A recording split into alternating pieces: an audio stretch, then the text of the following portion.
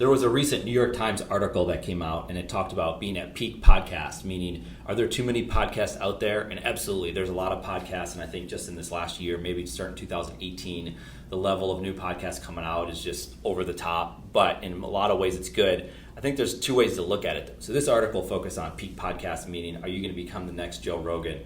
And so, can someone become that? Absolutely. Give it a shot. Do what you can do and see what happens. You never know. There's going to be another Joe Rogan at some point. It might be you. But I think the idea is that for that part of podcasting, where you're going to create a podcast, you're going to create content, all of a sudden you're going to get all these advertisers and sponsors and all this other stuff, and you're going to raise a bunch of money through affiliate marketing. Again, it's not to say that it can't be done, but I don't think that's the reason we're talking about why someone would start a podcast. I think someone could start a podcast, and that podcast could have 0 listeners, 5 listeners, 100 listeners, 500 listeners, and you can get a lot done with it.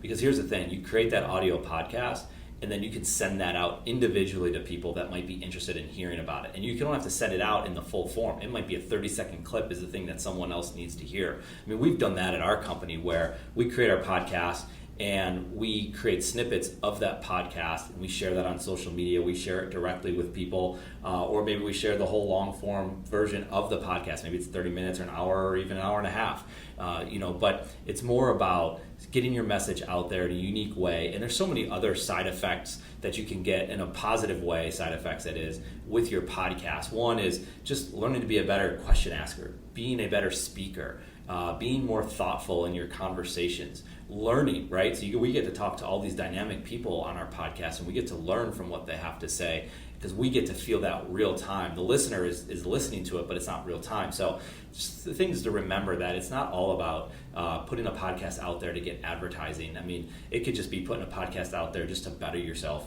But at the same time, it could be putting a podcast out there to talk about your business or talk about things that you're interested in, related to. It's the truest form of giving. I think if you do that, that is a reason to do a podcast. So I don't disagree with the New York Times article. Are we at peak podcast? Yes, on some levels we are.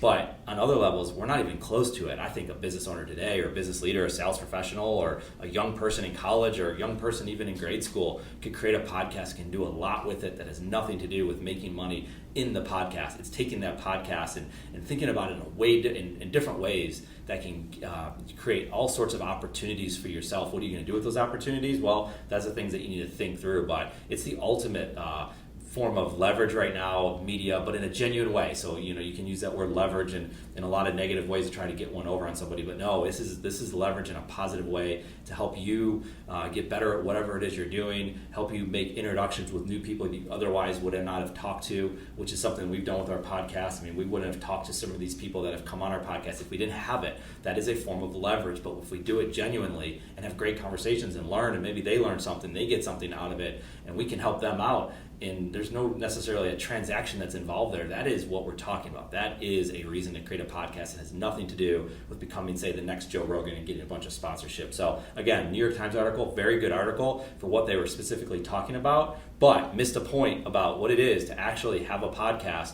and the other things that you can do with it besides just generating revenue directly from the podcast. So think about that for a while, and you should be absolutely be considering creating some form of content, and podcast is certainly one of the good ones. I'm Eric Kasimov, and for all of us here at CadSource, thank you for listening to Content Matters. If you'd like to connect, you can find me on LinkedIn or Twitter. That's it for now.